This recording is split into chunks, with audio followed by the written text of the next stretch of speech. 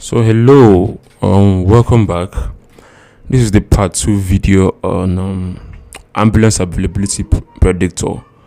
Now the part 1 was talking about exploratory analysis, and the data set I'm using is one of my data sets I scraped from a healthcare agency in Nigeria. I scraped the data set which provide the facilities in Nigeria, the healthcare facilities. So I will be using this data set, although I've explored it for this our machine learning model, which is a classification model.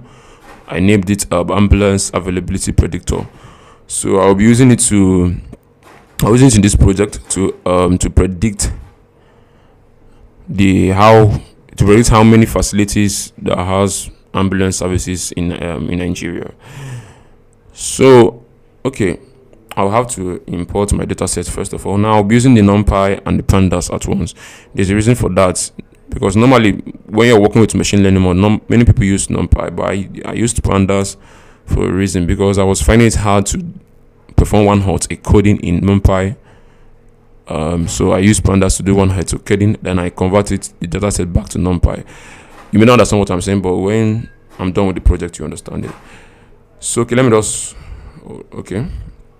I've imported those. Sorry. Okay. Then I read the CSV file. This is the explore data. I read it to this data set.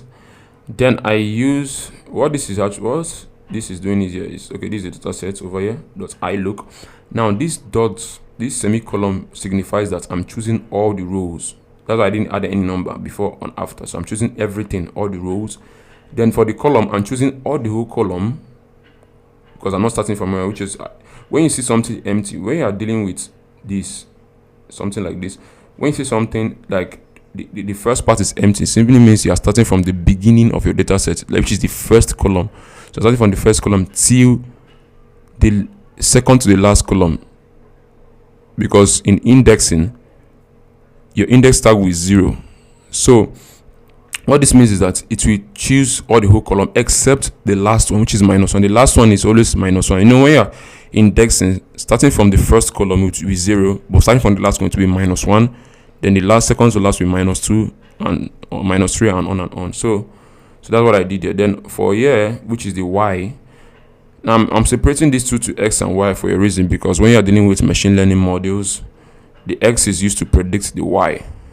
You understand? So the x will be here and the y will be here. So for the y, I'm choosing also the rows, all the rows too.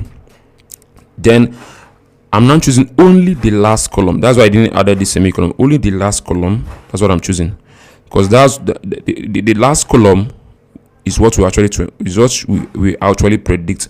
So that's what I'm choosing over there. So okay, I have to run this now. Let me print it out to see how it looks like. Okay, wow. So this is the first one. See the second to the last one, and this is the last one, is just 1 and 0s. Okay, so I have to convert my data to a data frame so that I can perform the one-hot encoding, since I was not able to do it on NumPy. It was difficult for me over there. So look at this, I converted it, so this is it now. Now this is what I have to do, the one-hot encoding. Now I have to do it on 4 columns, which is 8, 9, 10 and 11. So this is it, 8, 9, 10 and 11, because these columns are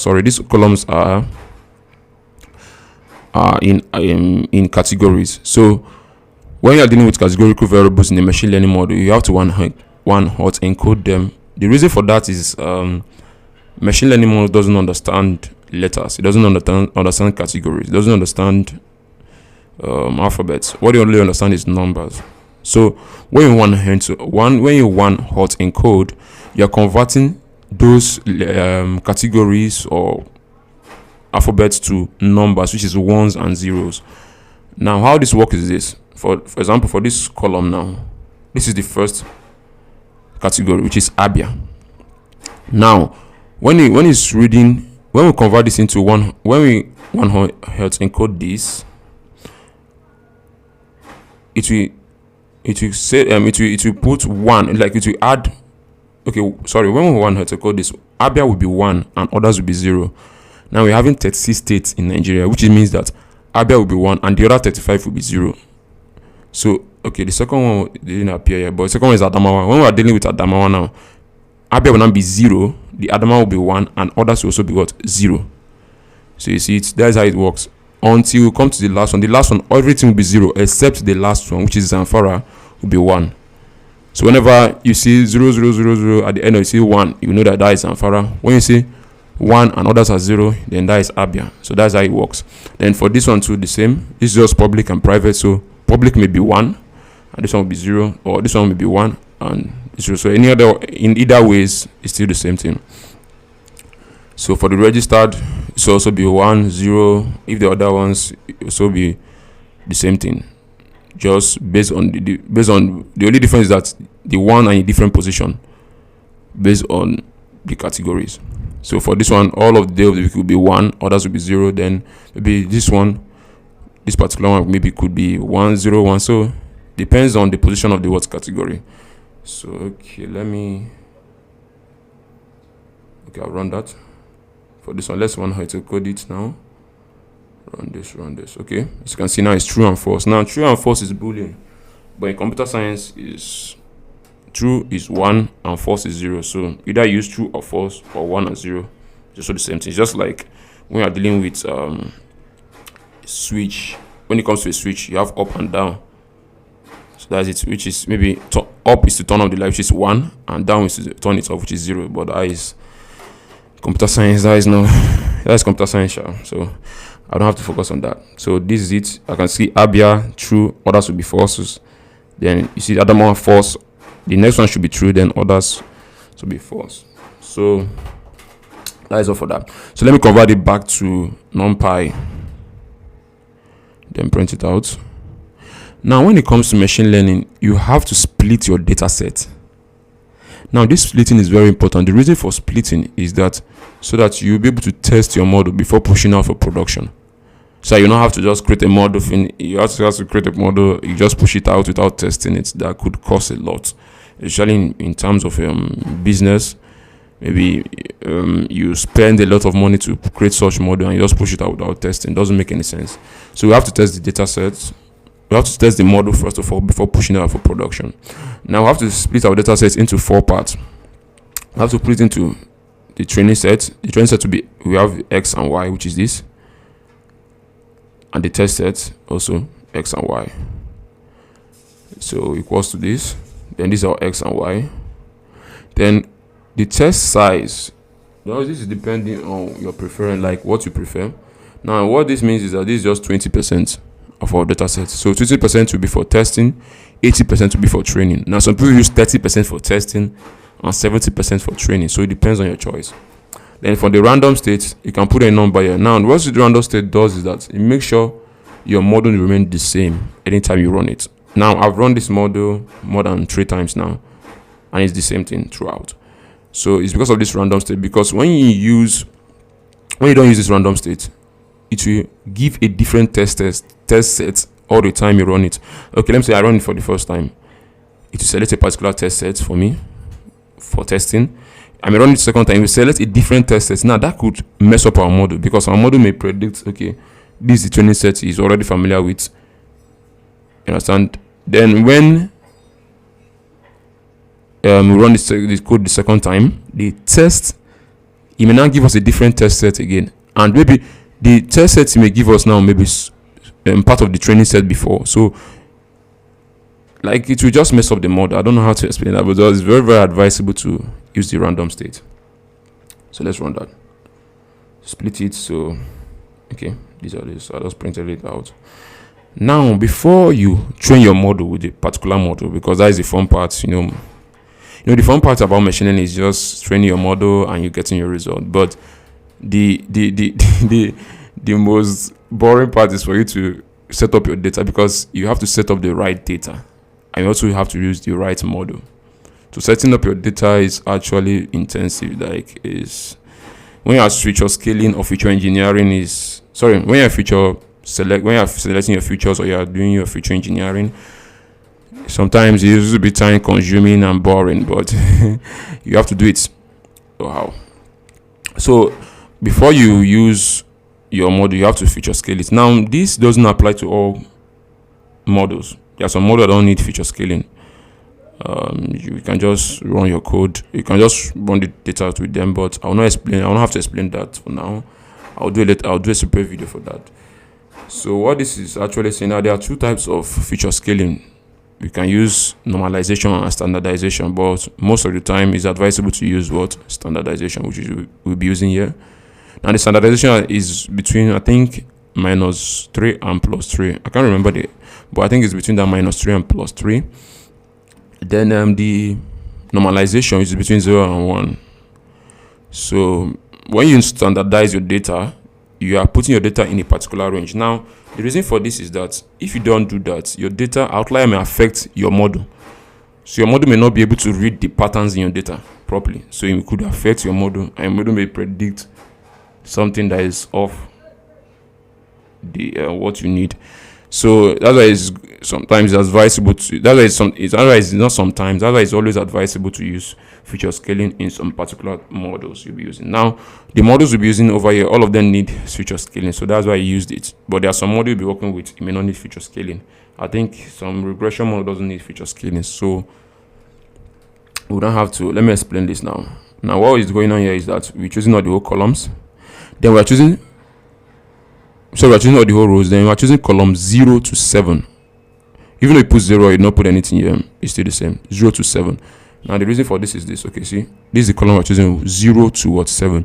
The reason we're not feature scaling this is that this is already in a particular range, which is 0 and 1. So there's no need for feature scaling this, but this is not between 0. As you can see here, we're having 104, which is a huge outlier. Based on, even though if you're looking at them, this is very far from others. So feature scaling this is very, very important, so that it will not affect your model. So I have to run that. So also for the test set, I also choose 0 to 7 and all the whole columns. Then I transform it and update this. Okay, let me run this. I'll run it now. Okay, fantastic. Now this is the first model we'll be using, which is regression model. This is the most basic, I think so. We'll be using like, I think, 5 or 6 models to test this data. So this is the first classifier I'll be using. I just use the name called classifier for the models. Okay, then you choose a random state again. Now you can change this number depending on what you're gonna have to choose a max iteration, which is iteration is like how many times you should do the training. I just added 1000. Now you could change this number, but that is called hyperparameter tuning, which will not be doing it over here now. You can also, I can do a video later on that, hyperparameter tuning, but for now I don't think I'll be using it. So I want to make this project as simple as possible, not to confuse anyone. Okay, let me run that. Now I have to predict the results. That is ypred. I have to now predict the x test. Now I'm predicting x test against the y test, because the y test, that's what you're actually, remember, the x predicts the y, so we're not trying to predict the x test against the y. So as you can see here, this print just makes it more readable for us. Like it sets the prediction at the left hand side, then the right x test, which is the y test, sorry, at the right hand side. So as you can see, it was making a good prediction, 0, and it was actually 0. 0 is actually 0. Then he made a wrong prediction here, which is good. So we have to also measure our model. This is what we call metric, to make sure if it's performing well. So I have to run that. So based on accuracy score, that's what we're measuring our model. Now this confusion matrix, the reason we use it because of we will be using the F1 score, precision and recall. That's why I use this confusion matrix. So I'll not be going to explain this. I can do a video later on that. Now this has an accuracy score of 96.4%, which is actually a fantastic, wow, almost close to almost close to 100%. Wow, it performed well. So I have to run these ones. Now, I will explain this later on. This precision, recall, and F1 score I will explain later on. So I also do the same for the key nearest neighbor. Run that. So as you can see, the key nearest neighbor too. You can also change this to 5 if you want 5 neighbors or 6. That is hyperparameter tuning. So it depends on your choice, and So not only your choice, depending on the data at hand, you also have to change the metric too, and the p-value. You can also change those. So you also tried with his prediction, correct. So this was wrong, which is also cool. So we are having 96.2%. It was closer to the logistic regression.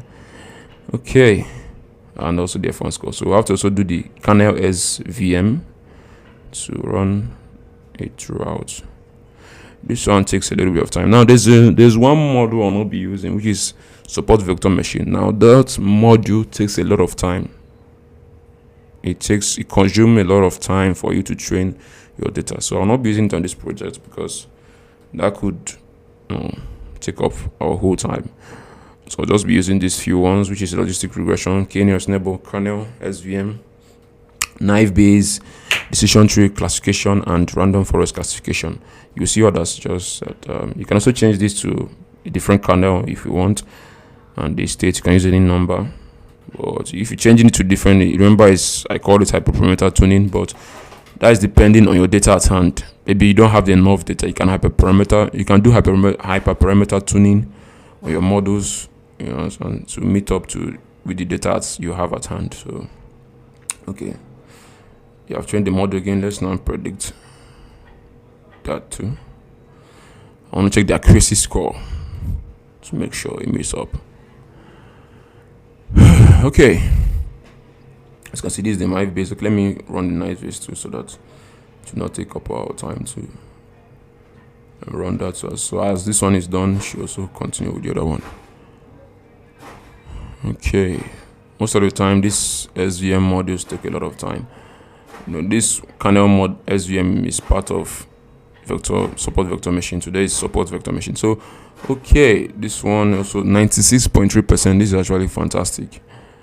That's fantastic. Okay, for the naive Bayes did a wrong job. It was predicting 1 while it was 0, 1, 0. The only prediction was this. Others was just bad. Although they are still others, but based on what we are seeing here, others are bad.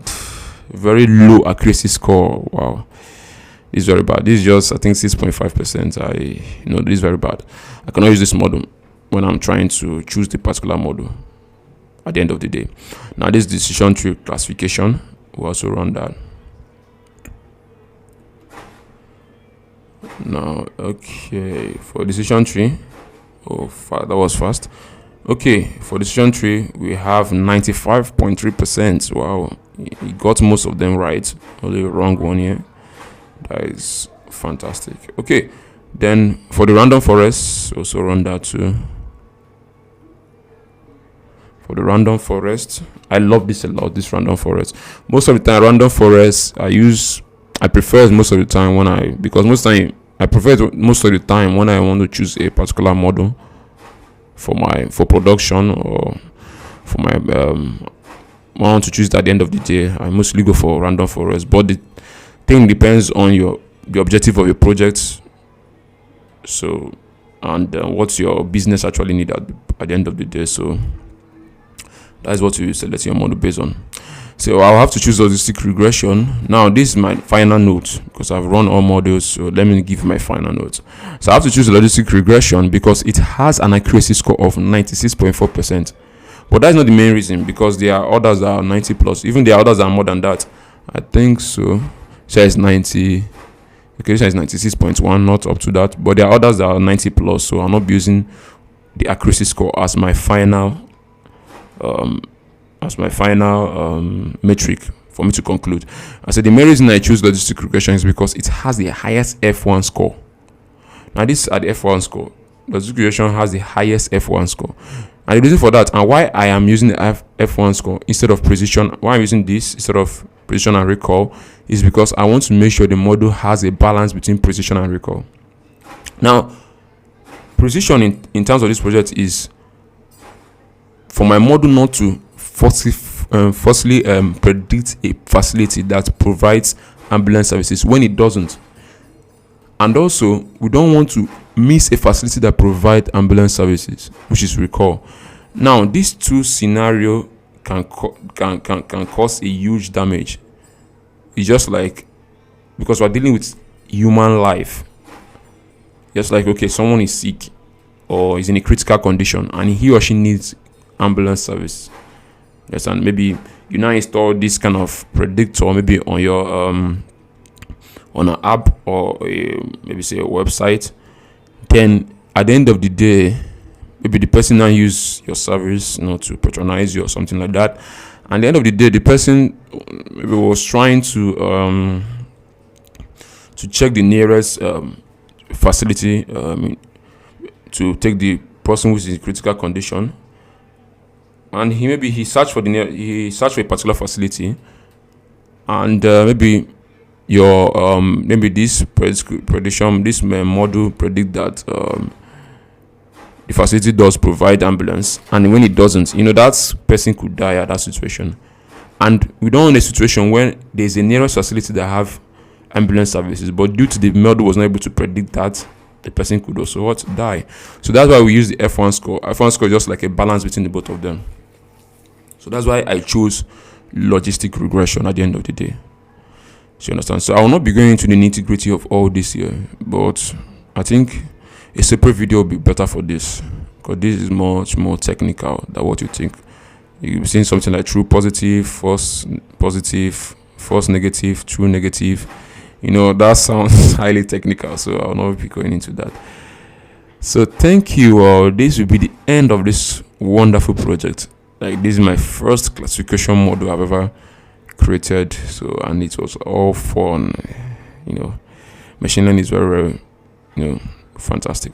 So okay, this will be the end of this project. So thank you all. See you next time. Goodbye.